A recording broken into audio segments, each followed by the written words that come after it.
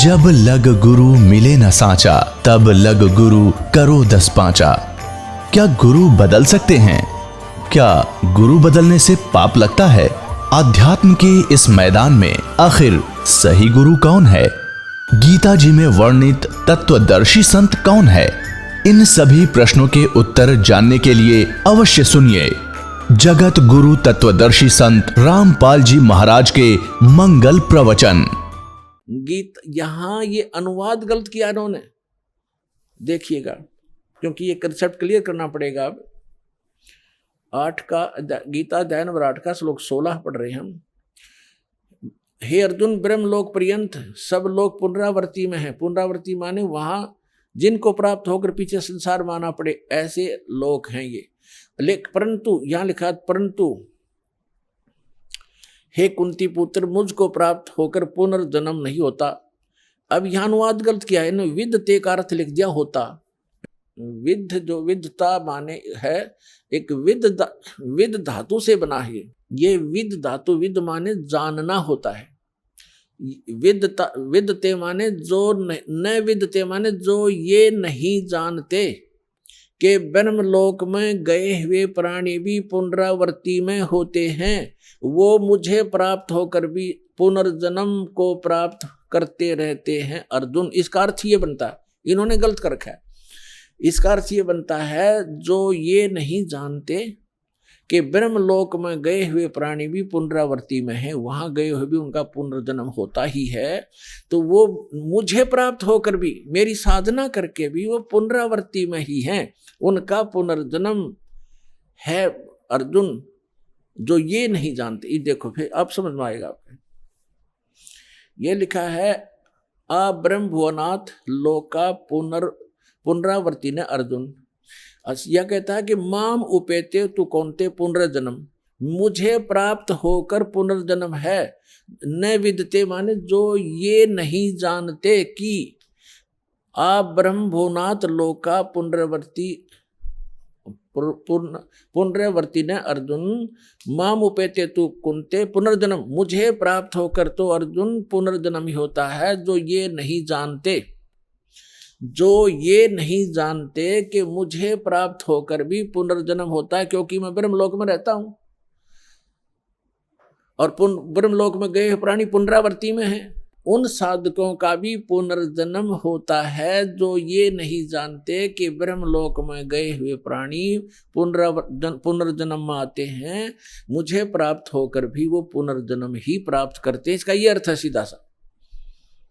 यदि ये इनका अर्थ माने कि मुझे प्राप्त होकर पुनर्जन्म नहीं होता, ये खुद कहता गीता ज्ञानदाता अध्याय नंबर 4 के श्लोक नंबर 5 और 9 में। देखिएगा, श्रीमद् भगवद गीता अध्याय नंबर आपको ये 4 है, इसका मंत्र नंबर 5 यहां से प्रारंभ होता है और इसका यहां अनुवाद है। हे प्रणतम अर्जुन, मेरे और तेरे बहुत से जन्म हो चुके हैं। गीता ज्ञानदाता कहता है कि हे परंतम अर्जुन, मेरे और तेरे बहुत जन्म हो चुके हैं, उन सबको तू नहीं जानता, मैं जानता हूं। और यहां देखो 9 में, अध्याय 4 के मंत्र 9 में कहा है कि अर्जुन, मेरे जन्म और कर्म दिव्य हैं, अलौकिक हैं।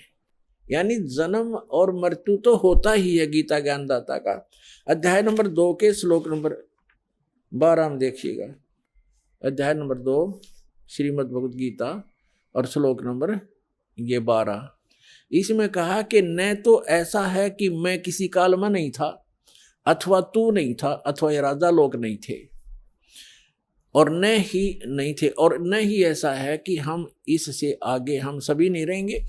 इसे सिद्ध है कि गीता ज्ञानदाता कहता है कि तेरे और मेरे पहले भी जन्म हुए हैं और आगे भी होते रहेंगे।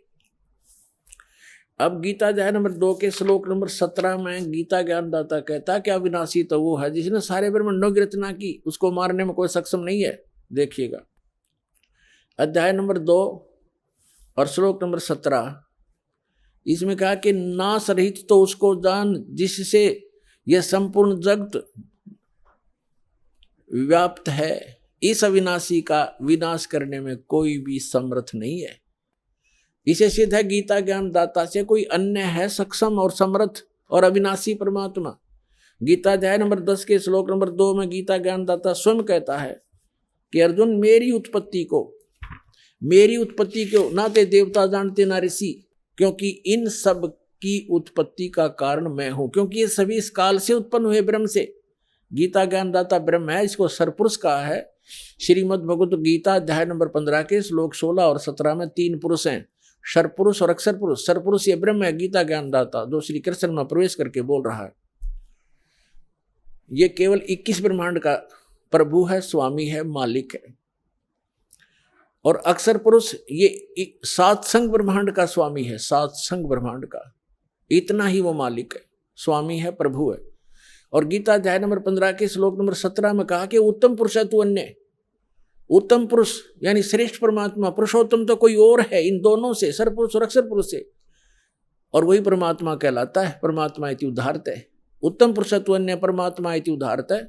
यह लोक तरम आविश्य विभर्ति अवैश्वर है, जो तीनों लोकों में प्रवेश करके सबका धारण पोषण करता है, वो है विनाशी भगवान। तो यहाँ गीता ज्ञानदाता अध्याय नंबर 10 के श्लोक नंबर 2 में कहता है कि मेरी उत्पत्ति को, यानी उत्पत्ति तो हुई है इसकी। देखो अध्याय नंबर 10 श्रीमद् भगवत गीता 10वां अध्याय है श्रीमद् भगवत गीता का, और ये श्लोक नंबर 2, इसमें कहा कि मेरी उत्पत्ति को, प्रभव माने उत्पन्न होना, मेरी उत्पत्ति को न देवता लोग जानते हैं, न महर्षि, और न जानते हैं मेरी उत्पत्ति को न तो देवता लोग जानते हैं, न महर्षि जानते हैं, क्योंकि मैं सब प्रकार से देवताओं का और महर्षियों का आदि कारण हूं, यानी इनकी उत्पत्ति मेरे से हुई है। ये आप सृष्टि रचना जो दास ने बहुत बार सुनाई है, उससे आप आसानी से समझ सकते हैं। अब इससे सिद्ध हो गया कि गीता ज्ञान दाता ब्रह्म है और इसकी जन्म मृत्यु होती है। यदि श्रीमद् भगवत गीता अध्याय नंबर 8 के श्लोक नंबर 16 जो इन्होंने अनुवाद किया, अनुवादकर्ताओं ने ये अर्थ लगाएं कि मुझे प्राप्त होकर पुनर्जन्म नहीं होता अर्जुन, और फिर ये भी कह रहा है कि ब्रह्मलोक में गए हुए सब पुनरावृत्ति में है, वहां गए हुए सबका जन्म मृत्यु होता है, तो वो अर्थ गलत है। वास्तविकता ये है कि गीता ज्ञानदाता कहता है मैं ब्रह्म हूं, मेरा ओम नाम है, और ओम नाम के जाप से जो मोक्ष होता है वही परम गति मेरे सतर की है। उसके विषय में श्री देवी जी ने स्पष्ट कर दिया है 7वें स्कंद में 562 पृष्ठ पे, सचित्र मोटा टाइप, गीता प्रेस गोरखपुर से प्रकाशित में। देवी हिमालय को कह रही है कि ओम नाम का जाप करो, ब्रह्म पाने का उद्देश्य रखो, इससे तुम्हारा कल्याण हो जाएगा और वहां चले जाओगे, उसको प्राप्त हो जाओगे। वो कहाँ रहता है? ब्रह्मलोक में रहता है। और यहाँ भी 8वें अध्याय के 13वें श्लोक में गीता ज्ञानदाता कहता है मुझ ब्रह्म का केवल एक ओम मंत्र है, नथिंग एल्स। और ओम नाम का जाप करके उससे मिलने वाली जो परम गति उसको प्राप्त होगे। 8वें अध्याय के 16वें श्लोक में लिखा है कि ब्रह्मलोक में गए हुए प्राणी भी पुनरावृत्ति में है, उनका जन्म मृत्यु होता है। इति सिद्धो। अब गीता ज्ञानदाता अपने भी जन्म मृत्यु बताता है, तो उसके साथ के भी जन्म मृत्यु सदा बने रहेंगे, और सदा जन्म मृत्यु बना रहेगा तो वो जीव सुखी नहीं हो सकता, उसको परम शांति नहीं हो सकती। इसलिए गीता ज्ञानदाता अपने से अन्य उस समर्थ और अविनाशी परमात्मा की शरण में जाने को कह रहा है। श्रीमद् भगवत गीता अध्याय नंबर 18 के श्लोक नंबर 62 में गीता ज्ञानदाता कहता है अर्जुन तू सर्वभाव से उस परमेश्वर की शरण में जा, यानी कोई अन्य है वो। ये देखिएगा श्रीमद् भगवत गीता अध्याय 18 का और श्लोक नंबर हम 62 पढ़ेंगे। हे भारत, सब प्रकार से उस परमेश्वर की शरण में जा, उस परमेश्वर की कृपा से ही तू परम शांति को और सनातन परम धाम को प्राप्त होगा। इससे सिद्ध हो गया कि गीता ज्ञान दाता की साधना से न तो परम शांति हुए, न वो शाश्वत स्थान मिला जो कभी नष्ट में नहीं आता, कभी नाश नहीं होता। अब श्री मद् भगवत गीता अध्याय नंबर 15 के श्लोक नंबर 1 से 4 में एक निष्कर्ष दिया है। जैसे श्रीमद् भगवत गीता अध्याय नंबर 4 के श्लोक नंबर 32 और 34 में स्पष्ट किया था कि उसमें कहा गया है कि 32वें श्लोक में कहा है कि अर्जुन, यज्ञों की जानकारी, यानी यज्ञ माने धार्मिक अनुष्ठान साधनाओं की जानकारी सच्चिदानंद घन ब्रह्म यानी उस परम अक्षर ब्रह्म के मुख कमल से उच्चरित वाणी में वो बोली गई है, वो तत्व ज्ञान है, उसमें विस्तार से कही गई है और उसके जानने के बाद फिर पूर्ण मोक्ष प्राप्त हो जाता है। चौथे अध्याय के 34वें श्लोक में कहा कि वो तत्व ज्ञान जो सच्चिदानंद घन ब्रह्म यानी सत्य पुरुष अकाल मूर्त स्वयं अपने मुख कमल से आकर बोलता है, वो तत्व ज्ञान है। और उस तत्व ज्ञान को तू तत्वदर्शी संतों के पास जाकर समझ, उनको दंडोत प्रणाम करने से, कपट छोड़कर प्रसन्न करने से, सरलतापूर्वक प्रसन्न करने से वो तत्वदर्शी संत तुझे उस तत्व ज्ञान का उपदेश करेंगे।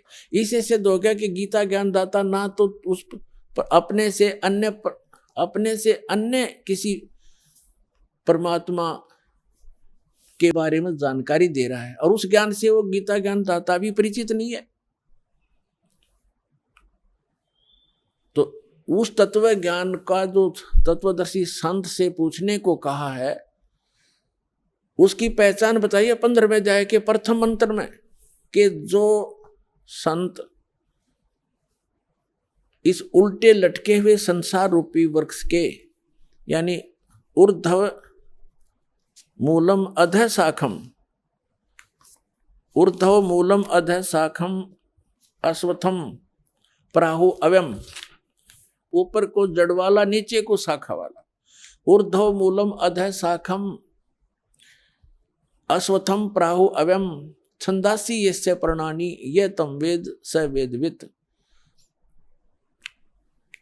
इसमें क्या बताया है कि ये उल्टा लटका हुआ संसार रूपी वृक्ष है अर्जुन, ऊर्ध्व मूलम अधः शाखम, ऊपर को जड़ और नीचे को शाखा, यानी ऊपर सतलोक में जो परमात्मा रहता है वो मूल है सभी संसार के रूपी वृक्ष का। और जैसे पूरे वृक्ष को, पूरे पौधे को, पूरे पेड़ को आहार कहाँ से मिलता है? मूल से प्राप्त है, जड़ से। तो वो सबका पालनहार, सबका धारण पोषण करने वाला वो मूल परमात्मा, वो मूल मालिक तो ऊपर है।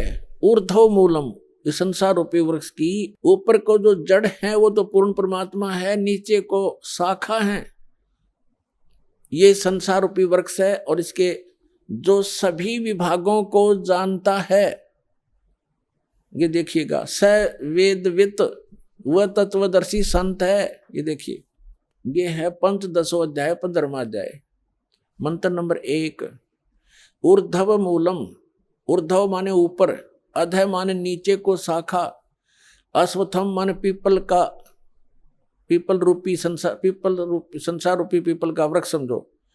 प्राहु कहा जाता है अव्यम अविनाशी। ऊर्ध्व मूलम अधः शाखम अश्वत्थम प्राहु अव्यम छंदासी यस्य प्रणानी ये तम वेद स वेदवित। इसका सीधा सा अर्थ है कि ऊपर को जड़,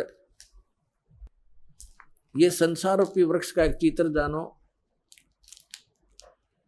ऊपर को जड़ और नीचे को शाखा वाला है, ये संसार रूपी वृक्ष है। और जो संत जड़ से लेकर, मूल से लेकर तना, मोटी डार, शाखा और पत्तों तक बता देगा, स वेदवित, वो तत्वदर्शी संत है। अभी दास ने सत्संग के प्रारंभ में कहा था, तुम साहेब तुम संत हो, तुम सतगुरु तुम हंस, गरीबदास तेरे रूप बिना और न दूजा अंश। रामानंद जी ने कहा था कि हे परमात्मा, तुम साहेब तुम भगवान हो, तुम साहेब तुम संत, और तुम सतगुरु तुम हंस हो। सतगुरु माने तत्व ज्ञान, यथार्थ ज्ञान बताने वाले भी आप ही हो। तो उस परमात्मा ने, सच्चिदानंद घन ब्रह्म ने अपनी अमृतवाणी में इन सभी सदग्रंथों का ज्ञान पहले ही बोल रखा है, सतगुरु के लक्षण कहूँ मधुरे बैन विनोदे, 4 वेद 60 शास्त्र वो कहे 18 बोधे।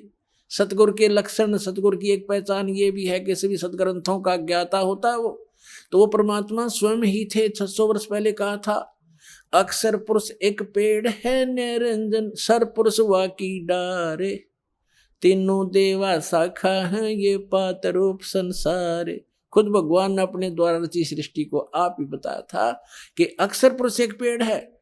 अभी दास ने बताया था गीता अध्याय नंबर 15 के श्लोक 16 और 17 में 3 पुरुष हैं, सर पुरुष, अक्षर पुरुष और परम अक्षर पुरुष। तो यहाँ परमात्मा ने अक्षर पुरुष से शुरू किया, क्योंकि जो मूल मालिक है वो परम अक्षर ब्रह्म है। वो तो जड़ है संसार रूपी वृक्ष की, वो गुप्त होता है, जड़ें हिडन होती हैं, पृथ्वी में छुपी रहती हैं और सब काम वहीं से हो रहा है। तो ऐसे वो परमात्मा तो प्रोक्ष है, गुप्त है। उसने परमात्मा ने अपने को छोड़कर इस सेंटेंस, इस वाणी में अक्षर पुरुष, ज्योति निरंजन सर पुरुष और तीनों देवता रजगुण ब्रह्मा सतगुण विष्णु तमगुण शिव जी और पत्तों की जानकारी इस वाणी में दिया। क्या कहा है कबीर, अक्षर पुरुष एक पेड़ है। ये देखो, अक्षर पुरुष एक पेड़ है, सर पुरुष कहो इसको, निरंजन कहो, सर पुरुष वा की डार और तीनों देवा शाखा है पात रूप संसार। तो वो परमात्मा सतगुरु थे और खुद वो सत्ता ज्ञान देने के लिए आते ही आते हैं, ये वेद बताते हैं। अब उन्होंने क्या बताया है देखिएगा, परमात्मा ने यहां से स्टार्ट किया है, अपने को छुपा कर कहा है अक्षर पुरुष एक पेड़ है, जो जमीन से बाहर दिखाई देता है सारा वृक्ष कहलाता है। अक्षर पुरुष एक पेड़ है, ये तना, ये सर अक्षर पुरुष समझो, और सर पुरुष वा की डार, ये मोटी डार, और तीनों देवा शाखा है पाते रूप संसारे। अब यहां परमात्मा ने स्पष्ट कर दिया, अपने को छुपा दिया कि अक्सर वो मूल मालिक तो है ही, वो दास भेज दिए ये बताने के लिए कि वो जड़ कौन है, वो परम अक्षर ब्रह्म है। ये देखिएगा इस चित्र के अंदर ये लिखा है स्पष्ट, ये देखो, ये मूल है, पूर्ण ब्रह्म कहो, परमेश्वर कहो, और ये है परम अक्षर ब्रह्म, ये परम अक्षर ब्रह्म है। ये जड़ जो है ये परम अक्षर ब्रह्म को समझो, ये मूल है उस संसार रूपी वृक्ष की।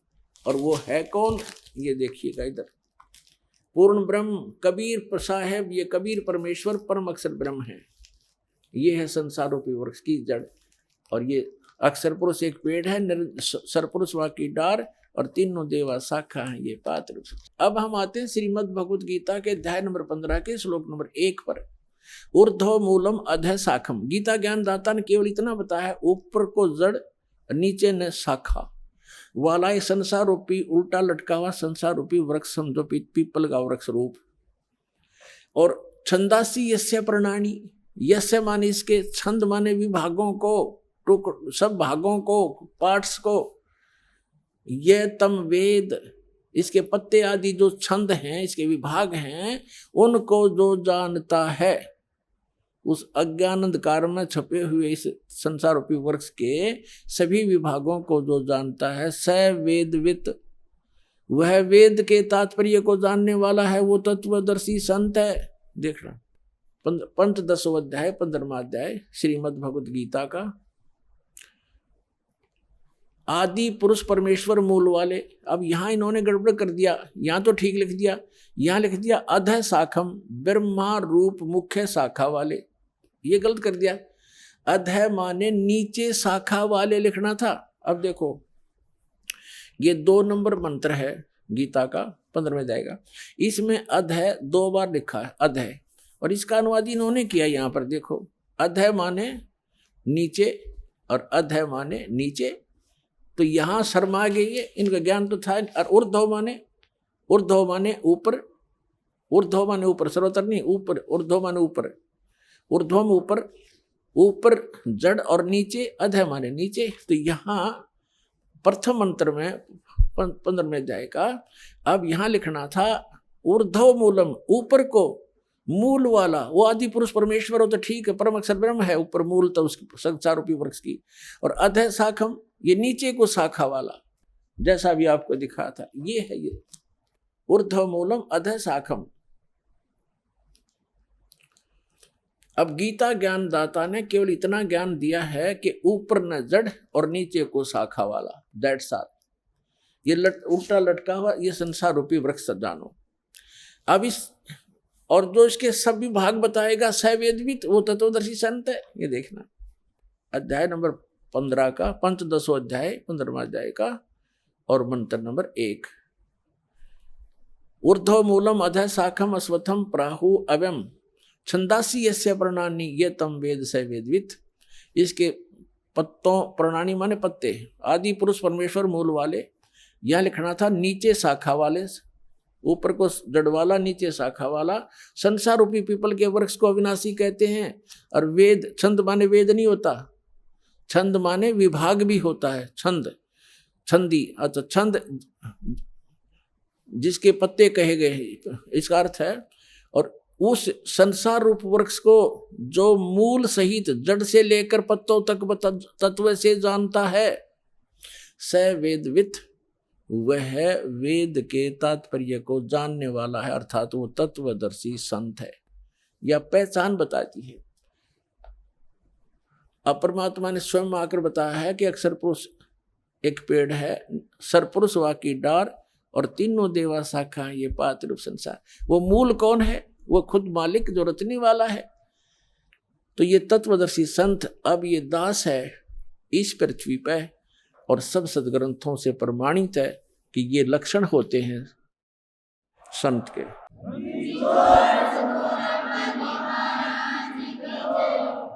अब इसमें क्या बताया है 15वें अध्याय के 4 श्लोक में स्पष्ट कर दिया है कि जिस समय वो तत्वदर्शी संत मिल जा और वो तत्व ज्ञान बतावेगा, उस तत्व ज्ञान रूपी शस्त्र के द्वारा इस अज्ञान रूप उलझी हुई गुत्थी को काटकर, अर्थात अच्छी तरह समझकर, उसके पश्चात परमेश्वर के उस परम पद की खोज करनी चाहिए, जहां जाने के बाद साधक फिर लौटकर कभी संसार में नहीं आते।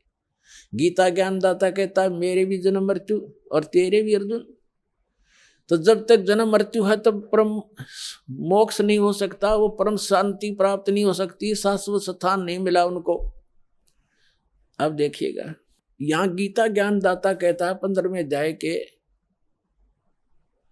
और 3 मंत्र से, इसमें कहा है कि इस संसार वर्ष का स्वरूप जैसा कहा है यहां वैसा यहां विचार काल में, यानी तेरे मेरे गीता जी के विवेचन में मैं नहीं जानता, नहीं पाया जाता, क्योंकि न इसका आदि और न अंत है। क्योंकि गीता ज्ञानदाता को इसका पता नहीं, क्योंकि यह सृष्टि रचने वाला नहीं है, तथा न ही इसकी अच्छी प्रकार से तिथि है। इसलिए इस सुविरूढ़ मूलम, अति दृढ़ मूल वाले, ये गलत है, अति दृढ़ मूल वाले यानी ऊपर का जो लोक है जहां परमात्मा रहता है, वो जहां से सबका धारण पोषण करता है, जो मूल है सबका, वो लोक दृढ़ है, वो अविनाशी स्थान है। सतलोक, अलखलोक, अगम लोक और अकय लोक, जिसको अनामी लोक भी कहती, वो तो सुदृढ़ मूल है। सुदृढ़ मूलम, उस सुदृढ़ मूल वाले यानी उस अविनाशी स्थान वाले भगवान के।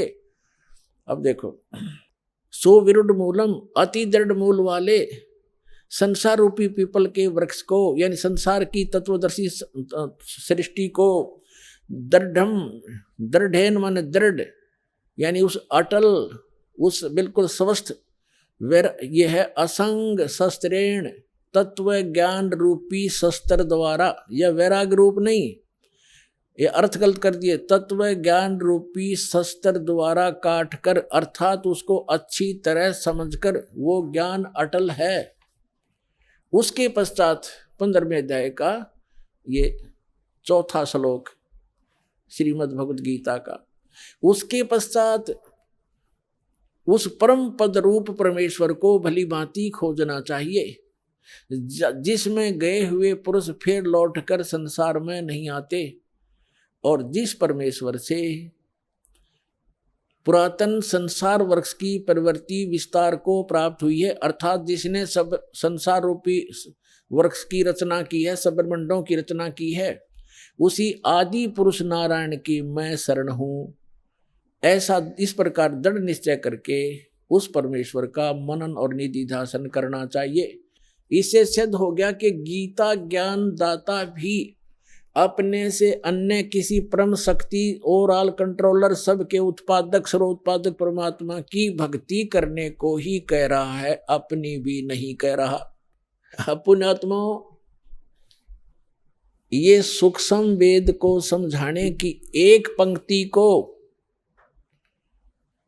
आपके हृदय में जचाने के लिए कि 88 नहीं गए और 2400 पर चोखे, 3300 पर तलब है, कोई बकरा कोई भूखे। एक पंक्ति को समझाने के लिए आज 2 घंटे का सत्संग चल रहा है।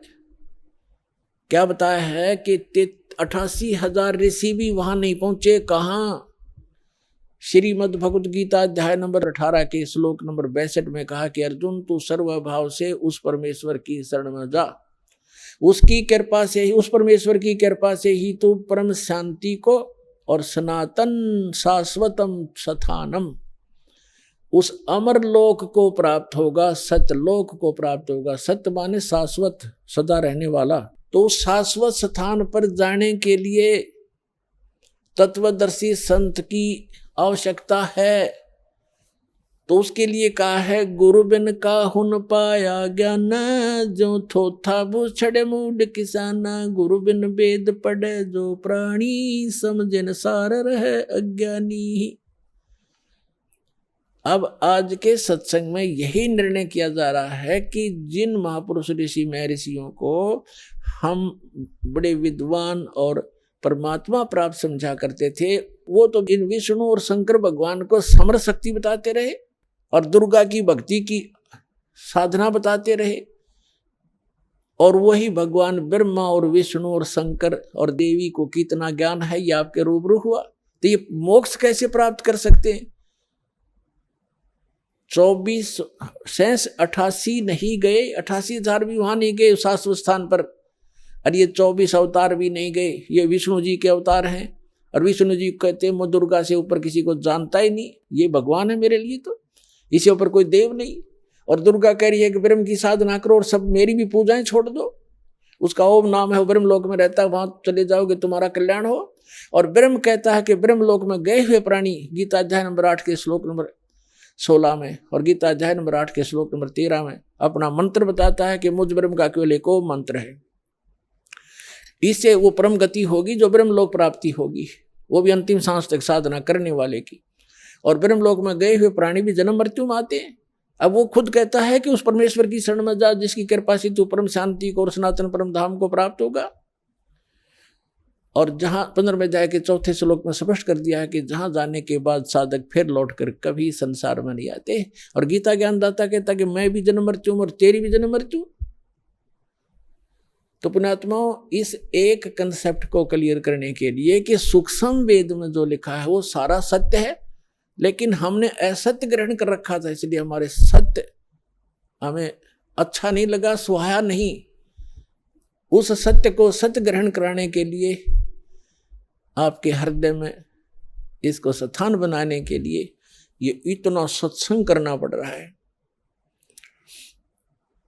अब क्या निष्कर्ष निकला?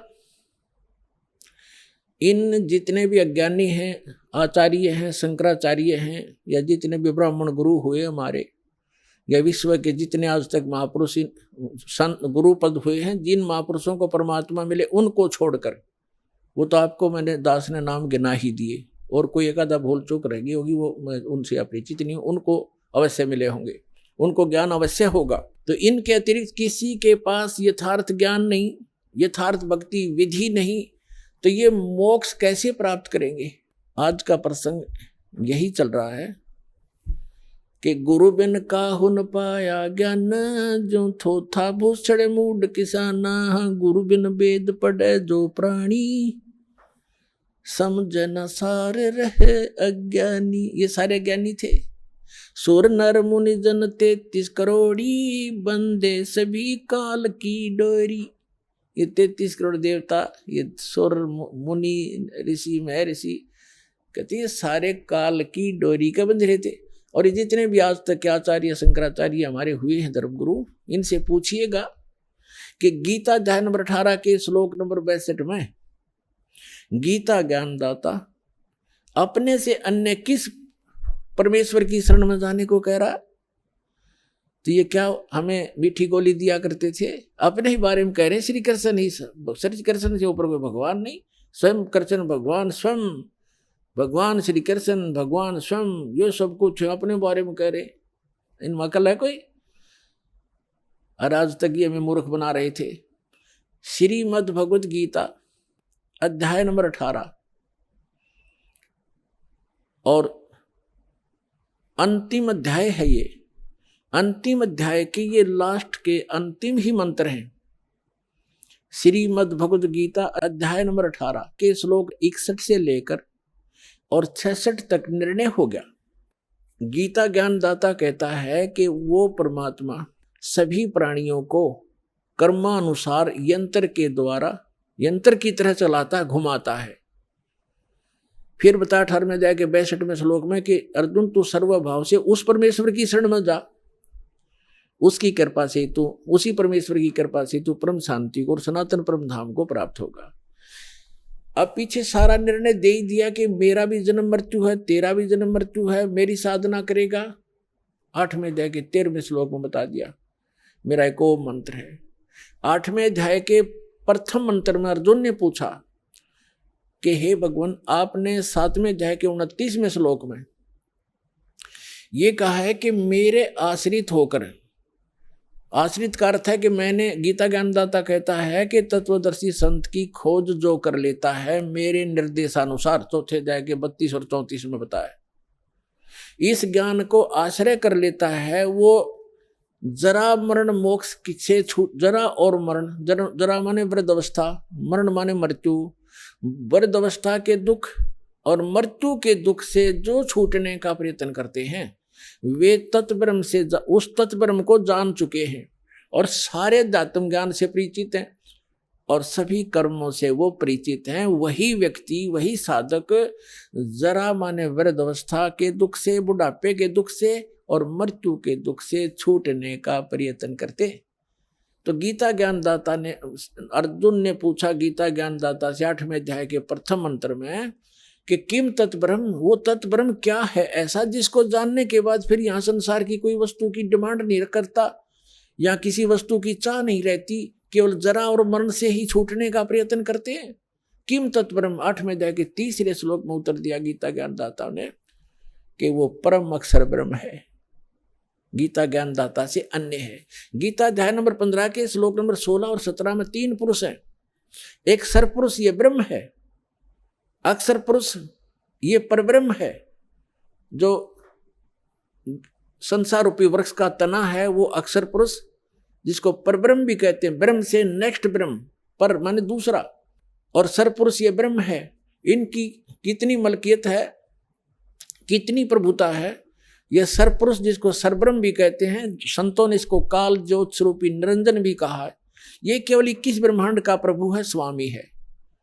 और अक्षर पुरुष ये 7 संघ ब्रह्मांड का स्वामी है, केवल इतना ही। और परम अक्षर पुरुष गीता अध्याय नंबर 15 के श्लोक नंबर 16 और 17 में 3 पुरुष हैं। सरपुरुष और अक्षर पुरुष ये तो 16वें श्लोक में बता दिए। और ये भी नाशवान, इनके अंतर्गत जितने प्राणी वो भी नाशवान, उनके भी स्थूल शरीर सबका नाश होता है। जीवात्मा तो सबकी अमर है, गधे कुत्ते की भी अमर है। फिर 17वें श्लोक में गया 15वें अध्याय के कि उत्तम पुरुष है तू अन्य परमात्मा इति उदाहरत है, ये लोक तरम अविश्य विवर्ती अवैश्वर है। वो उत्तम पुरुष यानी पुरुषोत्तम, वो पुरुषोत्तम तो कोई और है जो तीनों लोकों में प्रवेश करके और सबका धारण पोषण करता है, जो परमात्मा कहलाता है, जो वास्तव में अविनाशी है। गीता ज्ञानदाता कहता है कि वो है पुरुषोत्तम, इन दोनों से अन्य है। अब यहाँ पुण्यात्माओं 15वें अध्याय के 18वें श्लोक में ये विचलित कर देंगे अज्ञानी आपको। ये कहेंगे कि परमात्मा खुद कह रहा गीता ज्ञानदाता कि मैं लोक वेद में पुरुषोत्तम प्रसिद्ध हूँ। वो यहाँ ये कहना चाहता है कि मेरे अंतर्गत जितने भी प्राणी आते हैं 21 ब्रह्मांड में, उनसे मैं उत्तम हूँ, उनसे श्रेष्ठ हूँ, उनसे हर तरह से मैं उच्च हूँ, शक्ति में भी ऊंच हूँ। जैसे गीता अध्याय नंबर 7 के श्लोक नंबर 1 से लेकर 10 तक ये स्पष्ट कहता है, बलवानों का बल मैं हूँ, बुद्धिमानों की बुद्धि मैं हूँ। तो ये जो इसके अंतर्गत है उन पर लागू है। ये कहता है इस लोक वेद में, लोक वेद माने दंत कथा, सुने सुनाए ज्ञान के आधार से जो इस लोक में चल रहा है जो ज्ञान, उसके आधार से मैं पुरुषोत्तम प्रसिद्ध हो रहा हूं, इसलिए क्योंकि मैं मेरे अंतर्गत जितने प्राणी हैं उनते श्रेष्ठ हूं। लेकिन 15वें अध्याय के 17वें श्लोक में इसने स्पष्ट ही कर दिया कि उत्तम पुरुष है तो अन्य, उत्तम पुरुष माने पुरुषोत्तम, वो तो कोई और है, और उसको तत्वदर्शी संत बताएंगे। और वो तीनों लोकों में प्रवेश करके सबका धारण पोषण करता है। वो अविनाशी भगवान है, अपना तो जन्म मृत्यु बताता है, और वास्तव में वो परमात्मा कहलाता है। परमात्मा का अर्थ होता है श्रेष्ठ आत्मा, जो दुख नहीं देवा, केवल सुख सुख देता है। तो ये सुख सागर है परमात्मा। कबीर जी अमर पुरुष, सत्पुरुष, परम अक्षर पुरुष। तो यहां गीता अध्याय नंबर 8 के श्लोक नंबर 5 और 7 में गीता ज्ञानदाता कहता है कि मेरी साधना कर। 8वें अध्याय के 13वें श्लोक में इसने बता दिया मेरा तो ओम अक्षर है, ओम एक अक्षर है, नथिंग एल्स। और इसकी भक्ति करने से ओम से मिलने वाली परम गति मिलेगी। वो क्या मिलेगी? ब्रह्मलोक जाएगा। 8वें अध्याय के 16वें श्लोक में लिखा कि ब्रह्मलोक में गए हुए प्राणी भी जन्म मृत्यु में आते हैं। तो ये कहता है कि 8वें अध्याय के 5 और 7 में कि मेरी भक्ति करेगा मुझे प्राप्त होगा, लेकिन युद्ध भी करना पड़ेगा। तो जहां युद्ध है वहां शांति कहां? अब फिर ये बताता है 17वें अध्याय के 23वें श्लोक में कहा कि सच्चिदानंद घन ब्रह्म यानी परम अक्षर ब्रह्म के पाने का 3 मंत्र का जाप है। ओम तत्सत। ओम तो सरपुरुष का, तत् और सत ये सांकेतिक, इस दास के अतिरिक्त इस विश्व में किसी के पास ये मंत्र नहीं है। परमात्मा की दास दास पर रजा हुई है। ये कोड वर्ड है तत् और सत, ये सांकेतिक। तत् है ये सांकेतिक शब्द है, ये अक्षर पुरुष का है, और सत भी सांकेतिक है, ये परम अक्षर पुरुष यानी परम अक्षर ब्रह्म का है। तो यहां स्पष्ट कर दिया कि उस परम अक्षर ब्रह्म के प्राप्ति के लिए 3 मंत्र के जाप की साधना करनी है आपने। साधना अन्य वस्तु होती है, पूजा अन्य होती है। जैसे हमारा इष्ट है जल, हमने जल प्राप्त करना, जल का पता लग गया पृथ्वी के अंदर है, तो हैंड पंप लगाना पड़ता है। हैंड पंप ऊपर फिर उसके पाइप बोकी लगाना, फिर ऊपर मशीन लगाना, हैंड पंप, ये सारी जो व्यवस्था है, ये उपकरण प्रयोग करने पड़ेंगे, साधना करनी पड़ेगी हमने उस उपास्य यानी इष्ट को प्राप्त करने के लिए, जल को प्राप्त करने के लिए। ये मंत्र हमारे पूज्य नहीं है, इन मंत्रों से हमें वो पूज्य वस्तु प्राप्त होगी। ये साधना है, ये मजदूरी है हमारी। तो यहाँ अभी तक ये कबीर पंथी यहाँ मार खा गए, इन मंत्रों को इन्होंने अवॉइड कर दिया कि तो काल के मंत्र हैं, ओम भी काल का फलाना। अरे हमने पानी जल प्राप्ति के लिए जो साधना प्रयोग करनी है वो चाहे लोहे की है, तो उस लोहे की वस्तु बिना वो जल ना मिल रहा है। इसी प्रकार ये जो मंत्र हैं ये अभी तक किसी का समझ में नहीं आए थे। उन महापुरुषों ने छोड़कर जिनको भगवान मिले, उन्होंने तो स्पष्ट किया है कि वही गुरु पूरा कहा है, 2 अक्षर का भेद बतावे। नानक साहब जी कहते हैं, जय तू पढ़िया पंडित बिन 2 अक्षर 2 नामा, परमति नानक एक लंघाए जय कर सत समावा। 2 अक्षर का तो सतनाम है, एक ये सार नाम है, इनसे हटकर है। ओम और तत् मिलकर सतनाम बनता है 2 अक्षर का। इसकी श्वास और उश्वास से साधना करनी होती है। और सत जो है वो सार नाम है, वो अलग है। इन सब की साधना करनी पड़ती है। 17वें अध्याय के 23वें श्लोक में श्रीमद् भगवद गीता में गीता ज्ञानदाता बता रहा है कि सच्चिदानंद घन ब्रह्म के पाने का केवल ओम तत्सत ये 3 मंत्र के जाप का निर्देश है, नथिंग एल्स, और कोई नहीं। निर्देश माने फाइनल डायरेक्शन, इसके अतिरिक्त कुछ नहीं। अब यहाँ 8वें अध्याय के 5 और 7 में तो अपने विषय में बता दिया कि मेरी साधना करेगा मुझे प्राप्त होगा, लेकिन युद्ध करना पड़ेगा। तो युद्ध करना जहाँ पड़ गया वहाँ शांति कहाँ। फिर 8वें अध्याय के 8, 9, 10 3 मंत्रों में स्पष्ट किया गीता ज्ञानदाता ने कि उस परम अक्षर ब्रह्म की भक्ति करोगे तो उसी के पास जाओगे। उसकी साधना का मंत्र बता ही दिया, वो ओम तत्सत। तत् और सत ये सांकेतिक है, ये खुद नहीं जानता गीता ज्ञानदाता। उसके लिए 4थे अध्याय के 32 और 34 में स्पष्ट कर दिया है मंत्र में कि जो सच्चिदानंद घन ब्रह्म अपने मुख कमल से परम अक्षर ब्रह्म स्वयं आते हैं यहाँ पर, वो काल पुरुष, और अपने मुख कमल से यथार्थ ज्ञान और यथार्थ भक्ति विधि बताते हैं। उसके अंदर विस्तार से कही गई है वो धार्मिक अनुष्ठानों की जानकारी, यज्ञों की, यज्ञ माने धार्मिक अनुष्ठान, साधनाएं। उसको जानने के बाद साधक फिर पूर्ण मोक्ष प्राप्त कर जाता है। उसके लिए तत्वदर्शी संतों के पास जाने के लिए गीता ज्ञानदाता कहता है। इसे सिद्ध है कि गीता ज्ञानदाता न तो तत्व ज्ञान से परिचित और तत्व ज्ञान गीता ज्ञानदाता से अन्य है, और वो तत्वदर्शी संत भी अन्य है। तो वो ये दास है रामपाल दास आज विश्व में इस तत्व ज्ञान से परिचित।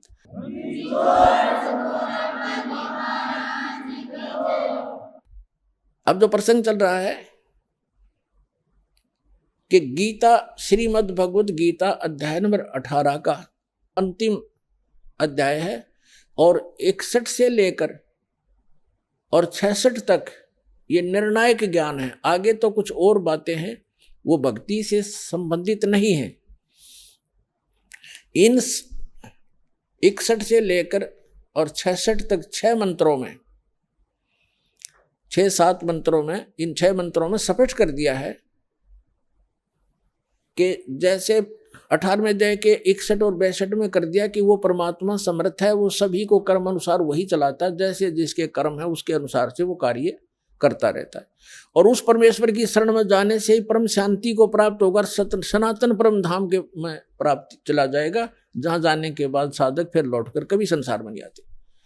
फिर क्या बता 18वें अध्याय के 63वें श्लोक में कहा है गीता ज्ञानदाता ने कि अर्जुन, ये गीता रूपी ज्ञान मैंने तुझे, ये बहुत गुप्त से गुप्त ज्ञान है जो आज मैंने तेरे से कह दिया।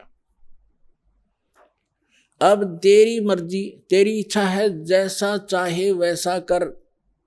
मेरी शरण में रहना है तो युद्ध कर, उठा हथियार, और उसकी शरण में जाना है तो उसके लिए तत्वदर्शी संत की खोज कर ले। ये गुप्त से गुप्त ज्ञान मैंने तुझे बता दिया। 18वें अध्याय के 64वें श्लोक में गीता ज्ञानदाता तुरंत कहता है कि एक गुप्त से गुप्त ज्ञान और बताऊं, फिर सुने कि जिस 18वें अध्याय के 62वें श्लोक में जिस परमेश्वर की शरण में जाने को मैं तुझे कह रहा हूं, वो मेरा भी इष्ट देव है, वो मेरा भी पूज्य है। ये और गुप्त से गुप्त भेद बता दिया। अब 18वें अध्याय के 63वें श्लोक में स्पष्ट कर ही दिया कि ये गीता रूपी ज्ञान अति गुप्त से गुप्त मैंने तुझे बता दिया, सब गोपनीयों से भी गोपनीय। और कहता है एक और गोपनीय से भी गोपनीय बताता हूं। 18वें अध्याय के 64वें श्लोक में, यही मेरा भी पूज्य देव है, इष्ट देव है। इष्ट में हसी दृढ़म, ये पक्कम पक्का, नो डाउट। फिर 18वें अध्याय के 65वें श्लोक में कहा कि अर्जुन, यदि मेरी शरण में रहना है तो मैं पक्का वायदा करता हूं, मेरा सिमरण कर, मुझे नमस्कार कर, मुझे प्राप्त होगा। 18वें अध्याय के 66वें श्लोक में फिर फैसला दे दिया कि यदि तूने मेरी शरण में रहना है, तो पहले बता चुका हूं, उसकी शरण में जाना है तो सर्वधर्मान परित्यज्य माम एकम शरणम व्रज। यहां इन अनाड़ी अज्ञानियों ने वर्ज का अर्थ आना किया है, जबकि वर्ज का अर्थ जाना होता है। अब ये क्या कहते हैं कि अर्जुन तू सर्वभाव से, अर्जुन सर्वधर्मान परित्यज्य माम, मेरे सतर की सभी पूजाओं को छोड़कर मेरी शरण में आ जा। अरे भले आदमियों, दूसरे अध्याय के 7वें श्लोक में गीता ज्ञानदाता ये अर्जुन कहता है कि मैं आपकी शरण में हूं, आपका शिष्य हूं, मेरी बुद्धि काम करना बंद कर गई है, जो मेरे हित में हो आप मुझे राय दें। तो श्री कृष्ण जी की शरण में अर्जुन तो पहले ही था। अब ये कहो कि सर्वधर्मान परित्यज्य माम एकम शरणम व्रज, व्रज का अर्थ जाना होता, आना नहीं। जैसे इंग्लिश वर्ड गो है, गो का अर्थ कम नहीं हो सकता, आना नहीं हो सकता। कहीं सेंटेंस थे उसकी कितनी बनाए जाओ, फलाना व्याकरण बनती है, फलाना बनती है, फलानी धातु बनती है, अटपट मारते हैं, मूर्ख बनाते हैं, इनको ज्ञान नहीं है। तो इसमें कहा कि सर्वधर्मान परित्यज्य माम, मेरे सतर की सभी धार्मिक पूजाएं मुझे दे दे, छोड़ दे। परित्यज्य कौन कौन सी हैं? ओम नाम का जाप है, जैसे ओम तत्सत, ये 3 मंत्र का जाप है। आपको दिया जाता है जिनको कंप्लीट कोर्स प्राप्त हो गया है। तो ओम जो मंत्र है ये ब्रह्म की साधना है, इसके सत्र की धार्मिक कमाई है, हम इसको दे देंगे। पहले हम इसको ब्रह्मलोक में जाके नष्ट करते थे, देवता बन जाते थे, अपना धन नाश करके फिर गधा बन जाते थे। तो अब हमें ज्ञान हो गया, हम इसका कोई प्रतिफल नहीं लेंगे, अपनी पूंजी नाश नहीं करेंगे। हमारे ऊपर इसका ऋण है क्योंकि ये पृथ्वी इसने तप करके प्राप्त कर रखी है और हम इसमें बेमतलब आगे। अब इसने हमें मजदूर बना लिया कि यहाँ कमाओ और खाओ और मेरा टैक्स दो, हमें मजदूर बना रखा, बंधक। तो अब परमात्मा आए हैं हमें छुड़वाने के लिए, विधि बताई कि इसका टैक्स दो, मैं तुम्हारा अकाउंट कराऊंगा और इसका तो ये मजदूरी करो, इससे पीछा छुड़ाओ, चलो सतलोक में जहां से तुम आए हो, जहां कभी दुख नहीं होता।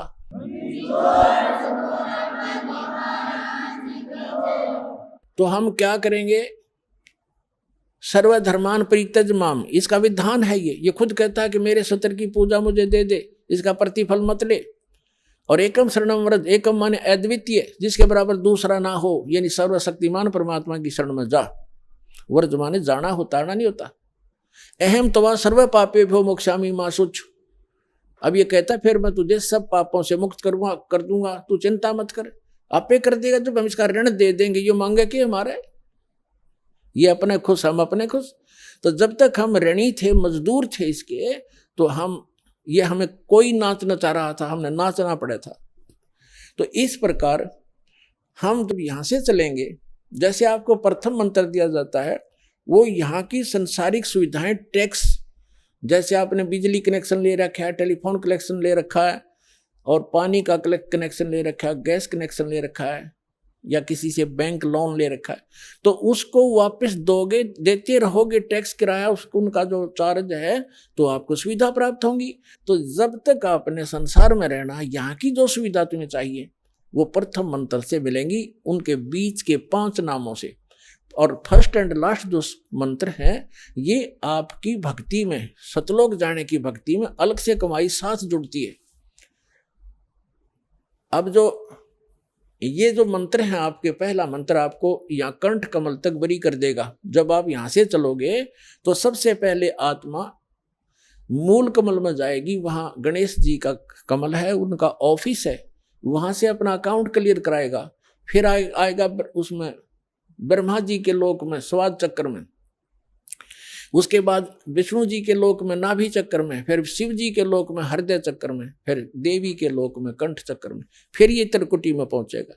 आइए अब हम उन श्रद्धालुओं के अनुभव जानते हैं जो जगत गुरु तत्वदर्शी संत रामपाल जी महाराज जी से दीक्षा प्राप्त कर चुके हैं तथा उनके द्वारा बताए गए भक्ति मार्ग पर चल रहे हैं। नमस्कार जी। नमस्कार सर, क्या नाम है आपका? जी लोमस कुमार। लोमस जी, आप कहाँ से हैं? जी कबीरधाम जिला छत्तीसगढ़, ग्राम लालपुर। लोमस जी, संत रामपाल जी महाराज से नाम दीक्षा आपने कब ली? 13 अक्टूबर 2019। क्या संत रामपाल जी महाराज से नाम दीक्षा लेने से पहले आप कोई भक्ति साधना भी करते थे?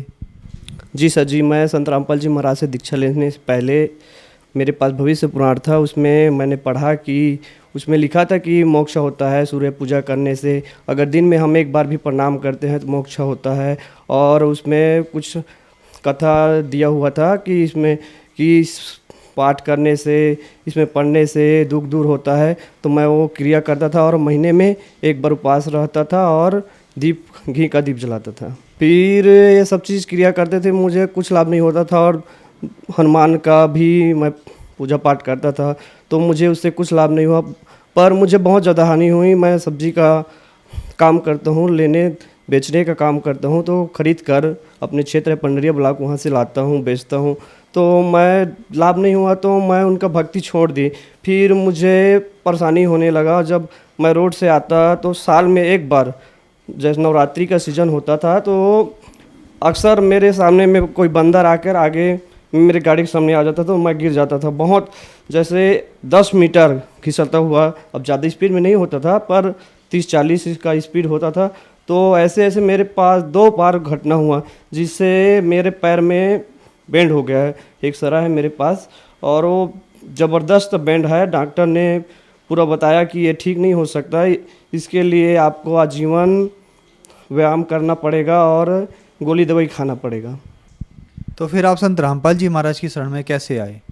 जी, संत रामपाल जी महाराज की शरण में ऐसे आए, मैं शादी में गया हुआ था तो वहाँ पोस्टर टंगा हुआ था संत रामपाल जी महाराज का, कि उसमें लिखा हुआ था कि ब्रह्मा विष्णु महेश का माता पिता कौन है, शेरावाली दुर्गा का पति कौन है, हम इतने भक्ति करते हैं फिर भी हम दुखी क्यों रहते हैं।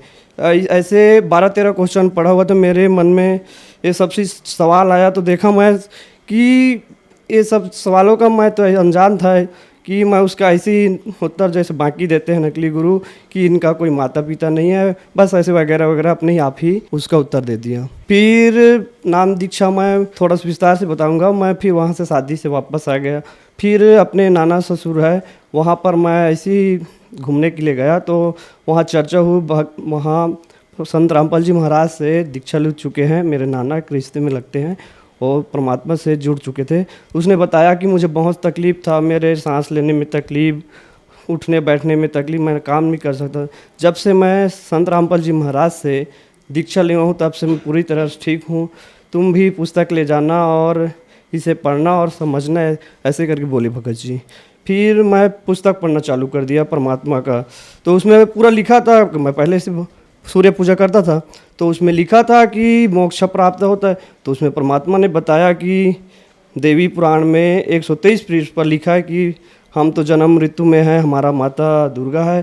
तो मुझे अजीब सा लगा खटका कि हम तो सूर्य पूजा करता हूँ, फिर इसमें जन्म मृत्यु में आते ब्रह्मा विष्णु महेश, तो ये सब भक्ति उसमें विस्तार से ज्ञान गंगा में विस्तार से दिया हुआ था कि ये सब चीज़ नाशवान है और हमें सच्चे संत की शरण में जाने से ही मोक्ष होगा। तो मैं सब ज्ञान को समझकर संत रामपाल जी महाराज जी शरण में आया।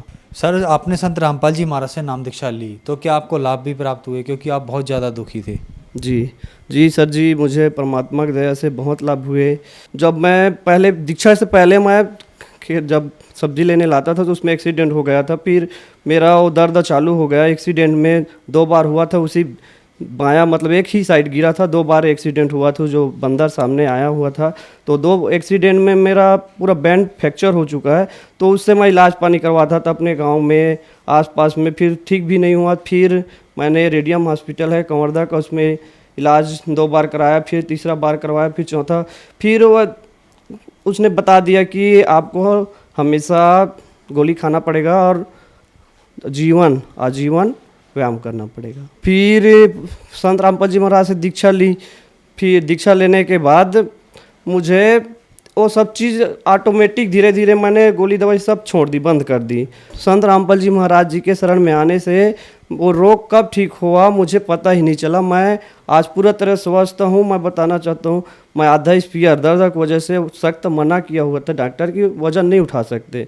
तो मैं सर परमात्मा के शरण में आने के बाद मैं पूरा दवाई किसान हूँ, खेती भी करता हूँ, दवाई वही पूरा सीखता हूँ, तो पूरा स्पीयर पूरा मतलब स्वस्थ है एक इंसान की तरह। जैसे मैं रोग थे मतलब बेंड से मतलब पूरा हड्डी से परेशान था दर्द से, तो मैं नहीं कर पाता था काम, मतलब मजबूरी में थोड़ा थोड़ा आधा स्पीयर करके दवाई डालता। आज मैं एक दिन में 10 स्पीयर 20 स्पीयर सीख सकता हूँ। मुझे आज तक परमात्मा से जब से दीक्षा ली हूँ तब से आज तक मुझे कोई परेशानी नहीं हुई, पूरी तरह से मैं ठीक हूँ। रिपोर्ट देख सकते हैं जी, ये मेरा एक एक्सरा है जो मैं एक्सीडेंट में 2 बार गिर चुका हूँ। इसमें पूरा ये दिखा हुआ है कि मेरा हड्डी पूरा बेंड हो चुका है, एक साइड से जुड़ चुका है। जो डॉक्टर ने बताया ये हड्डी का कोई इलाज नहीं है, आपको आजीवन व्यायाम और गोली दवाई खाना पड़ेगा। लेकिन संत रामपाल जी महाराज के शरण में आने से आज तक, जब से मैं 13 अक्टूबर 2019 से लेकर आज तक मुझे बुखार नहीं हुआ, ना आज तक बुखार की गोली ना सर्दी गोली कोई भी खाने की ज़रूरत नहीं। परमात्मा की दया से इतनी रजा है। और मैं एक और लाभ बताना चाहूँ दूसरा, कि मैं पहले बहुत कोशिश करता था कि अपने वज़न के बारे में कि मेरा वज़न बढ़े, वज़न भी नहीं पड़ता था। मेरे इसमें रिपोर्ट में दिखा हुआ है 18 और 19 का इसमें डेट लिखा हुआ है, वज़न भी दिखाया हुआ है कि इसमें 48 और 47 किलो का वज़न दिखा हुआ है यहाँ पर। कारण यही भगत जी कि मुझे किसान होने के नतीजे हार्ड गर्मी का जो गोली खाना पड़ता था पहले, जब ठीक दीक्षा नहीं लिया था संत रामपाल जी महाराज से, तो और किसान होते हुए मुझे सब्जी में हार्ड महंगे दवाई है, कीटनाशक का प्रयोग, ये सब चीज़ करता था। तो मुझे खाना मतलब ज़्यादा नहीं खा पाता था। मुझे बहुत मतलब ज़्यादा खाने की कोशिश करता था तो मुझे उल्टी आना शुरू हो जाता था। इस कारण से मेरा भोजन भी बहुत कम हो चुका था। और परमात्मा के शरण में आने के बाद, दीक्षा लेने के बाद हर एक महीना, एक वर्ष में एक महीना में 1 किलो वज़न बढ़ाया गया। एक वर्ष में लगभग 10 से 11 किलो का वज़न बढ़ा है। इसमें रिपोर्ट में देख सकते हैं कि मेरा इलाज जब संत रामपाल जी महाराज से दीक्षा नहीं लिया था तो यहाँ पर लिखा हुआ है 48 kg है, यहाँ डेट लिखा हुआ है 2019 का, और इसमें 18 का भी है। यही इससे भी वज़न कम था मेरा। ये है 18 का, जिसमें ये 47 किलो केजी लिखा हुआ है। और परमात्मा सतगुरु रामपाल जी महाराज की शरण में आने से आज मेरा लगभग 58 से 59 किलो तक का वज़न बढ़ चुका है। तो ये मुझे शारीरिक लाभ में मिला और मेरे जो रीढ़ के हड्डी में जो बहुत परेशानी होता था वो भी ठीक हो गया परमात्मा की दया से, संत रामपाल जी महाराज की दया से। और लाभ मिला कि मैं किसान हूँ, मेरे पास पुराना मोटरसाइकिल था तो मुझे भी चाह था कि परमात्मा की दया से मुझे भी नया मोटरसाइकिल मिले। तो जैसे परमात्मा की दया से मैं 15 दिन लगभग भक्ति में जुड़ा हुआ था, परमात्मा से भक्ति कर रहा था। तो परमात्मा की दया से मैंने किस्त पे नया मोटरसाइकिल उठाया होंडा का। तो परमात्मा की दया से मैं अपने सब्जी का बेचड़ी कर करके धीरे किस्त में पटा के, परमात्मा की दया से लॉकडाउन हो गया। उसी समय 2019 में लॉकडाउन चालू हो गया 11वां-12वां महीना में। तो फिर भी परमात्मा कैसा दया हुआ कि मुझे कोई भी परेशानी नहीं हो किस्त पटाने में। लगभग मैं 5,150 रुपये पटाता था हर एक महीने। पर परमात्मा की दया से 8 महीना में, 14 महीना किस्त था, फिर 8 महीना में परमात्मा की दया से वो फाइनल हो गया। और मुझे ज़रा सी भी एहसास नहीं हो कि वो किस्त पटाने में कैसे मैंने वो मैनेजमेंट कर लिया, कैसे हो गया। ये सब परमात्मा की वजह से मुझे वो फाइनल हो गया वो गाड़ी का, और अब मुझे वो नया पूरा मिल गया, परमात्मा की तरफ से नया गाड़ी मिल गया। सर आप नशा भी करते थे? जी सर जी, मैं नशा करता था। स्कूल क्षेत्र में सब फ्रेंड थे तो उसके साथ सब देखा देखी में सिगरेट पीना, बियर पीना, ये सब चीज़ मैं सीख गया था सर। तो क्या संत रामपाल जी महाराज से जब आपने नाम दीक्षा ली तो आपका नशा छूटा? जी सर जी, संत रामपाल जी महाराज से जुड़ने से इस पूरा नशा मेरा छूट गया है। आज मैं पूरी तरह से स्वस्थ हूँ। मुझे कभी भी चाह नहीं होते कि मैं नशा करूँ और दोस्तों के साथ बैठ के नशा पानी करूँ, एक बिल्कुल भी इच्छा नहीं होता सर जी। सर संत रामपाल जी महाराज ने आपको बहुत सारे लाभ दिए, तो जो दर्शक आज आपको टीवी पर देख रहे हैं और वो भी किसी न किसी बीमारी से ग्रस्त हैं, उनके लिए आप क्या कहना चाहेंगे? जी मैं तो संदेश नहीं देखता, संदेश तो परमात्मा संत रामपाल जी महाराज ही देते हैं। उनसे आओ, अपना जीवन कल्याण करो, और जो भी कष्ट है, दुख है, परमात्मा के शरण में भक्ति करने से पूरी तरह से लाभ मिलता है, उसका दुख दूर हो जाता है। और भक्ति में परमात्मा पूरा सत्संग में बताता है कि हमें सतलोक मिलेगा, तो हमें पूर्ण मोक्ष मिलेगा, पूरा शास्त्र के अनुसार ज्ञान देता है। तो उसमें पूरा प्रमाणित है कि परमात्मा के द्वारा जो भक्ति दिया जा रहा है, इससे हमारा कल्याण होगा और हमारे जीवन में जो भी दुख तकलीफ है उसका निवारण होगा और हमारा मोक्ष होगा। सर संत रामपाल जी महाराज से नाम दीक्षा कैसे ली जा सकती है? जी, संत रामपाल जी महाराज से दीक्षा लेने के लिए सत्संग आता है चैनल पर, उसमें पीली पट्टी चलती है, उसमें लाइन आता है, उसमें नंबर दिए होते हैं। वहाँ कांटेक्ट करके नंबर पर आप नज़दीक केंद्र का पता कर सकते हैं और वहाँ जाकर दीक्षा ले सकते हैं। धन्यवाद सर। सत्साहे।